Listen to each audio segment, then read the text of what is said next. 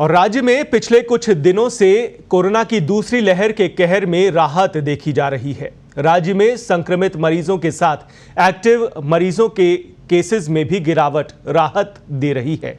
कैसे, पेश है ये रिपोर्ट। कोरोना से राहत, 10 दिनों में 50% घटा संक्रमण। संक्रमित मरीजों में आई गिरावट, आधी रह गई ऑक्सीजन और रेमडेसिविर की जरूरत।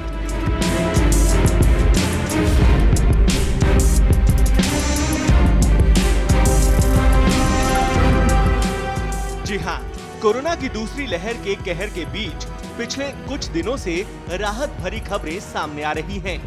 राजस्थान में पिछले कुछ दिनों से संक्रमित मरीजों में आई गिरावट एक सुखद एहसास करा रही है।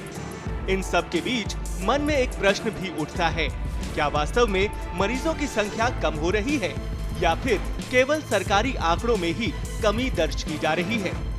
खैर, जो भी हो, लेकिन ये आंकड़े तो राहत देने वाले हैं, लेकिन कब तक ये देखना होगा।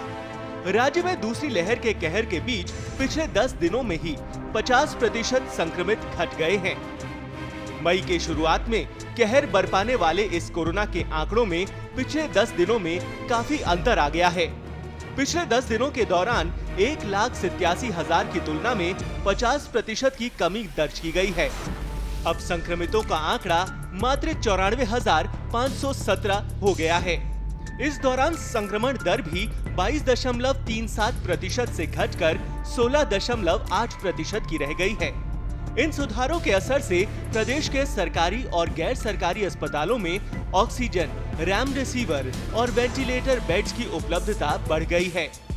अगर जिलेवार रिकवरी रेट की बात की जाए तो 90% से अधिक रिकवरी वाले जिले हैं जालौर, जहां 95.90% की रिकवरी हुई है, धौलपुर 93.59%, भीलवाड़ा 92.41%, जोधपुर 92.24%, अजमेर 90.56%, पाली 90.21%।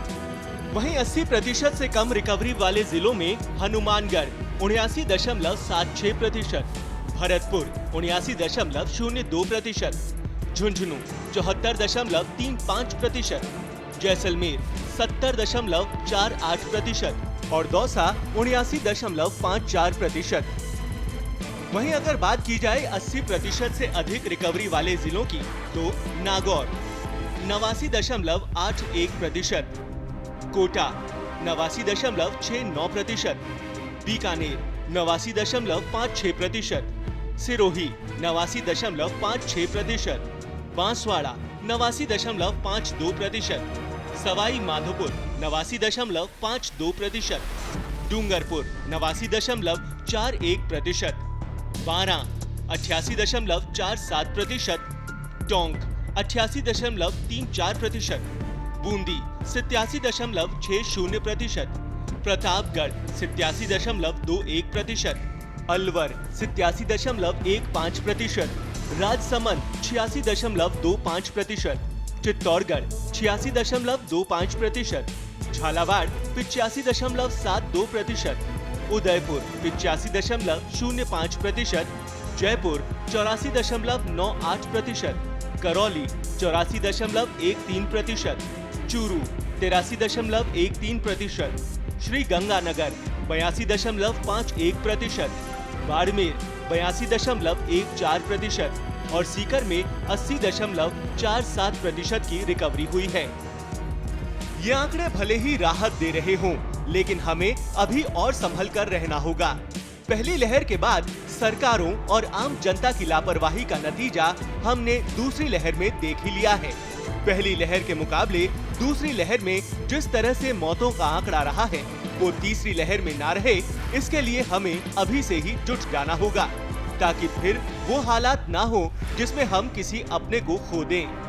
दूसरी लहर में देश के साथ प्रदेश के अस्पतालों के जो हाल रहे, वो हमने देख लिए हैं। ऐसे में हमें अपना खुद का बचाव करना जरूरी हो गया है। बड़े बड़े चिकित्सा व्यवस्था के दावे सरकार के खोखले साबित हो रहे हैं। हमें न सरकार के भरोसे रहना है, न अस्पतालों के। हमें अपना खुद ख्याल रखना होगा। इसलिए सबसे जरूरी है मास्क पहने, सामाजिक दूरी बनाए रखें, बार बार हाथ धोते रहें और घर पर ही सुरक्षित रहें। पत्रिका टीवी, जयपुर।